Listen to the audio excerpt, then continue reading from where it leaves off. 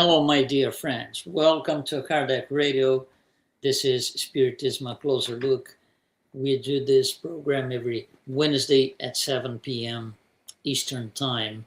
Luiz Lima here, your host for tonight. And tonight, we are going to take a closer look at some questions that we have received from our audience. They come through email, comments in the chats, and different types of communication. Last week we started doing this questions and answers, but we incurred into some technical issues, so we had to stop. We didn't complete the program, just the beginning of it. So here we are. We're gonna do that today. So again, these are questions that we get from different presentations, talks, and different subjects. So let's try to cover a few of them. We're going to be doing more of these questions and answers in the near future, but let's just go for it. So we have a question number 1 here. And the question is, does Spiritism allow women to perform an abortion in cases of rape? Just make sure, I'm going to read it again. Does Spiritism allow women to perform an abortion in cases of rape? So we have to answer this in 2 parts. The first part of the question is, does Spiritism allow something? To make it very clear, Spiritism does not allow or disallow anything. There is no prohibition of any type. Spiritism teaches in detail about free will. We all have free will, and it has to be respected. So Spiritism is not the one that tells you this is right or this is wrong or anything in those lines. No. Spiritism gives us information. It's a body of knowledge. It will provide us with information that we can use to have a better life. However, we have free will.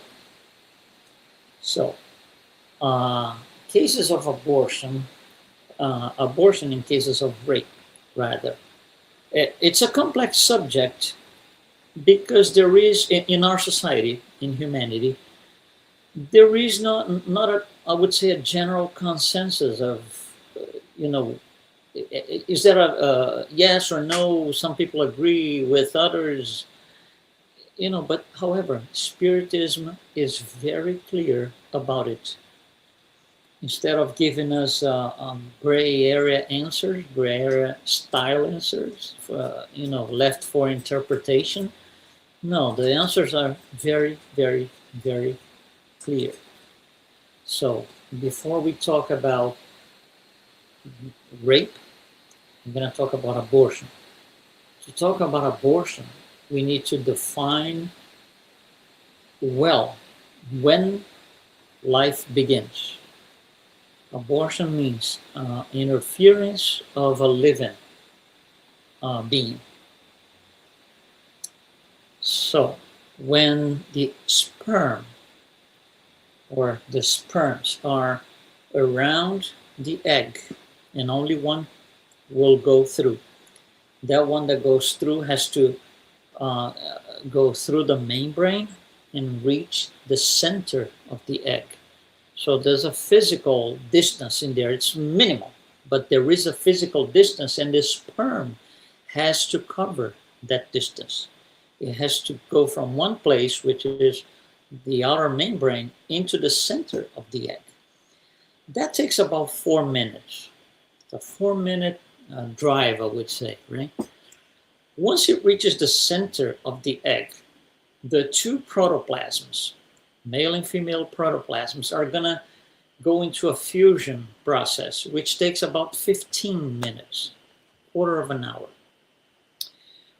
During these 15 minutes, the incarnating spirit will launch a fluidic tie into that first cell. Fluidic tie is an extension of the perispirit. of the incarnating spirit. That is called conception. And that is exactly and precisely where life begins. So any interference or any any attempt to stop the process before the fluidic tie is launched is not abortion. Anything after is. It is. So that is very clearly and well defined in Spiritism. Now, think about this. In no time at all, I mentioned the source of the sperm. I didn't say it came from a husband. It came from a partner. I don't say it came from in vitro. I don't say it came from a sperm data bank. Sperm bank. No, I didn't say any of that because it doesn't matter. Conception is conception. Is the, when two protoplasms get into a fusion process. By that token, it doesn't matter if the sperm comes from a rapist. From the moral point of view, the source of the sperm, to answer the question here, does not matter. It could be, the source could be come from somebody cheating on somebody else, a lover or something like that. This is not under consideration. What is under consideration was the attempt to stop, the life. Was it before or after the fluidic tie? That's all that it takes here to answer the question properly. So Spiritism addresses the evolution of the intelligent principle.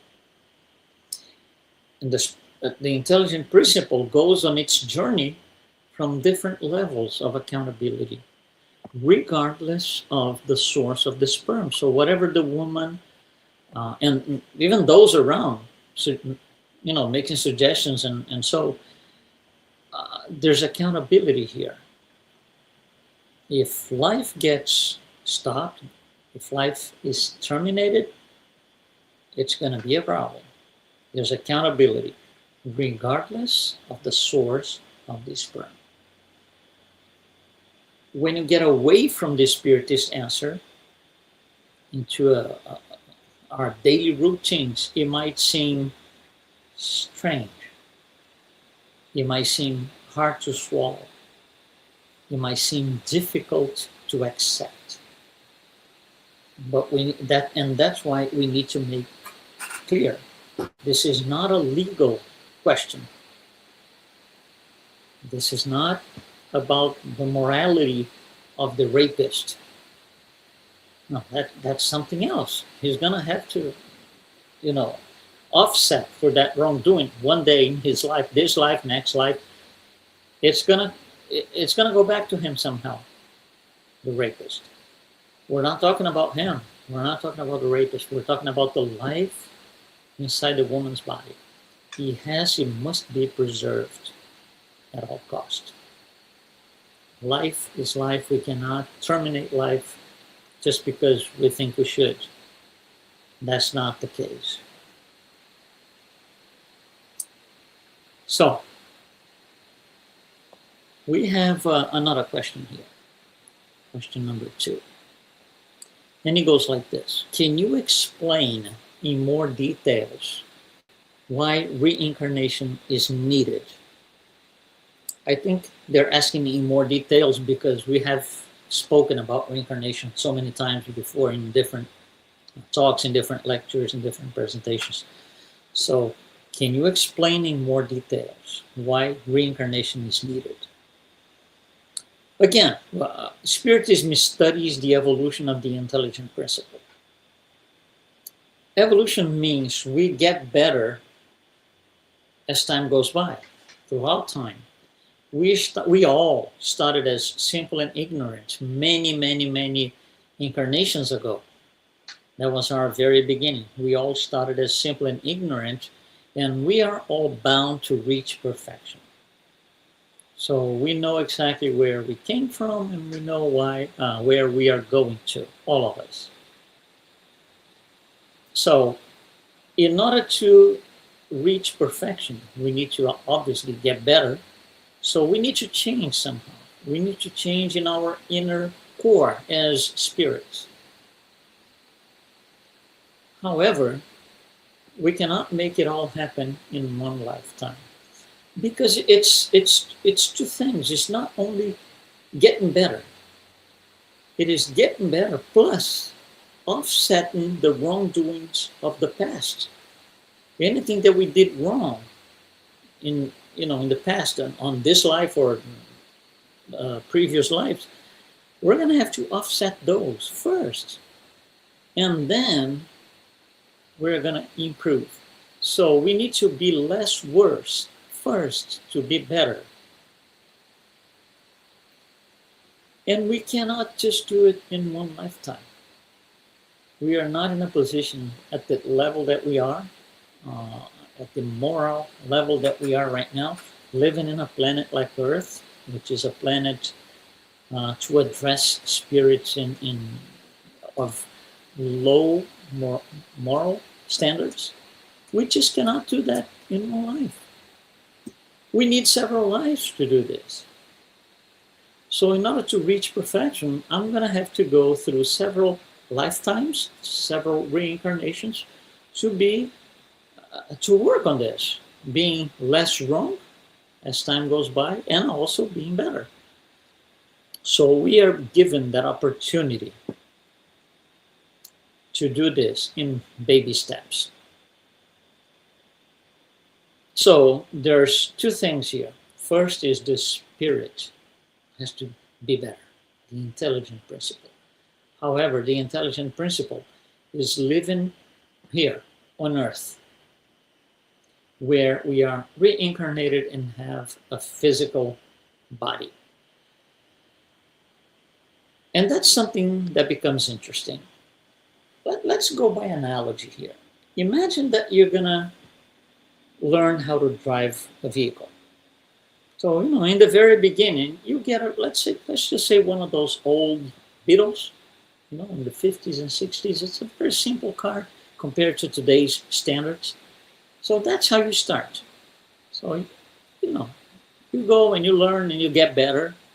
And there's a point where you're going to say, well, I wanted to be faster. I wanted to have to be able to do a little more, but the car, the Beetle, doesn't let me. I need to move on to a different type of vehicle that I can use to do more stuff. So I feel like I'm limited by the machine itself. So I get a better machine. Let's just say like a mid-size sedan. And then I start driving that mid-size sedan, which allows me to do much more, much better than the Beetle. It gives you more speed, more maybe stability, more driving range and stuff like that. However, there's going to be a point where I say, well, I've learned what I could with this new car, this mid-size sedan, but I think I can do more, because I see the drivers on a Formula One circuit. They can do a lot more than that. I want to do the same thing. So I need a different machine now. I need a different car. So what do I have to do? I have to get to the next level. So let's just say that I get a Porsche or a Lamborghini, and then I can do a lot more. It's a lot more stable, some much better driving experience, speed, much more stability, and all of that I couldn't do with the mid-size sedan, let alone the Beetle. And then when I learn everything that I can do about with this new car, say a Porsche or a Lamborghini, I want to do more. If I want to do more, I need a better car. I need like maybe a Formula One racing car style. So they are different stages, because me as a driver, being an intelligent principle, I am able to do more, but not with the Beetle. I am able to do more, but not with the mid-sized sedan. I'm able to do more, but not with the Porsche or Lamborghini. I need more. So you see, the intelligent principle has to discard the material parts to be able to do more. That's the analogy. That's the whole sense of about evolution. In order to do more, I have to throw out, quotes please, I have to discard this simple body. Then I get a body that lets me do more. And then when I've used that second body or second incarnation, now I need to do more. So the second body is not enough. So I have to discard it and reincarnate again on a different body that will allow me to do things that I couldn't do before, and so and so and so. So that's the relation. It's the analogy. That's exactly what it is. So we need to discard our bodies. We had to discard our bodies for each of the lives that we have lived so far, because otherwise I wouldn't be able to do more. If I were still living, reincarnated in a caveman body or Neanderthal body, I wouldn't be able to do what I can do today. Same for you. So we had to discard all these bodies along the way and replace them with more sophisticated bodies that we can do more, allows us to do more, to have better and more advanced experiences. So the physical instrument, in our case the body, in the case of the analogy, the driver is the car, the machine, the physical instrument has to be discarded constantly, one after the other, for the spirit to be able to reach higher levels. Otherwise, it's going to be stuck. If I had the Beetle to this day for, let's say, just 50 years, I wouldn't be able to do anything. I would be stuck back in time. And that is completely against the idea of evolution. So the question was about explaining more in detail why reincarnation is needed. So hopefully I was able to address this to your satisfaction. It has to be we have to discard the older bodies. We had to, so we could live in bodies that allows us to do more advanced. And then we have a third question, and the question is, how come forgiveness can set us free? It's an interesting question, because we hear this a lot, right? Forgiveness, forgive people and this is gonna set you free, and so and so. We hear that a lot, not only in Spiritism, but in general. So I think what they're asking is, let's elaborate a little bit more. How come that happens? Well, let's go by analogy again. Let's say that when you were, let's just say 15 years old, you had a fight with your very, very, very best friend, your buddy, Joe, for example. So Joe was your buddy when you were 15, and then you had this huge fight. It doesn't really matter why, but you just had this huge fight, and you decided to not only part ways with Joe, but just put him on your blacklist. So as of that moment, when you were 15, so many years ago, let's just say, Joe now just made it to your blacklist. And when I say Joe, it could be a friend, but it could be a parent, it could be a brother, it could be a sister, anybody that you were close with. You had a good and nice relationship with, and then for some reason, which really doesn't matter today, you got into this fight, and this person made its way into your personal blacklist. So the problem with this is 5 years later, this thing keeps coming back. 5 years later, you remember that fight with Joe. You're still able to tell details. He was in this particular place, you know, there were people sitting, there were people walking. You can describe 5 years later with pretty good precision. If you have to tell it to somebody, can you tell your story about you and Joe? You would be able to, you know, tell all the details 5 years later.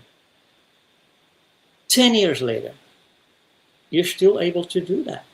You're still able to provide the same information with the same level of detail. 20 years later, still same thing. Because what you are describing when 20 years later, your narrative comes back in, what you're feeling is the same emotion of that time. The feelings are speaking through your voice. The feeling is the same because, and why is it still so alive in you? Because the ties to that moment in time were never cut. This thing keeps coming back. And why does it come back? For different reasons. You can just be walking and you see somebody out on the street and say, oh, that guy reminds me of Joe.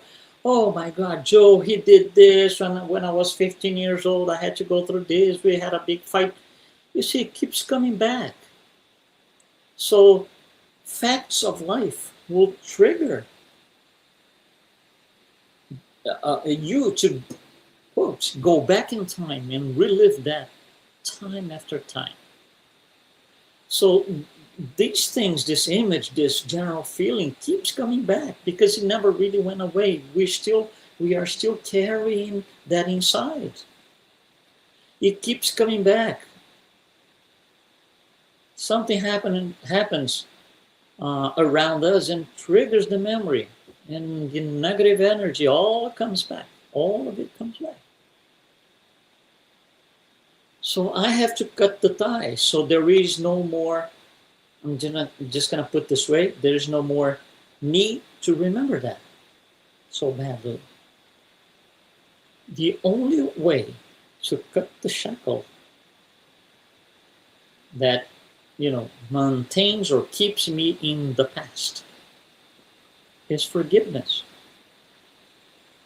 Because if I forgive, I'm untying myself from that past or that moment in time.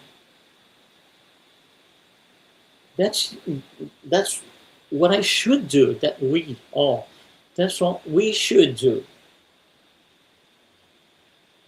Forgiveness is what cuts the shackles that are holding us to a past moment in time.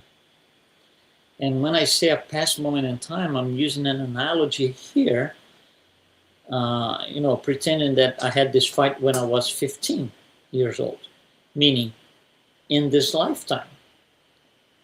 But it's more difficult, a lot more difficult if we are holding this, and this came from past lifetimes. So I had a fight with Joe 4 lives ago, 3 lives ago. So my past 3 lives, my past 4 lives didn't have to be so miserable, but I decided to have these shackles on my feet like a prisoner, carrying this thing, impacting my journey, impacting the way I move on my path to perfection. So these things prevent us from moving ahead because they're pulling me back. I'm being called, if you will, like I have a rope that ties me and somebody's pulling this. Oh, hey, come on, go back to when you were 15 years old, or go back to when you were 3 lives ago when this thing happened. And we can't move ahead. If we want to move ahead, we need to do so without carrying that weight. it has to go. We have to let it go. And here's the interesting part. Letting go is a lot easier than holding on. Holding on eats our energy, destroys us in all possible ways, more or less, but it does. It impacts our lives in so many ways because I keep holding on to it. No, I want to hold on to it. Letting go, it's a one-time deal. That's it.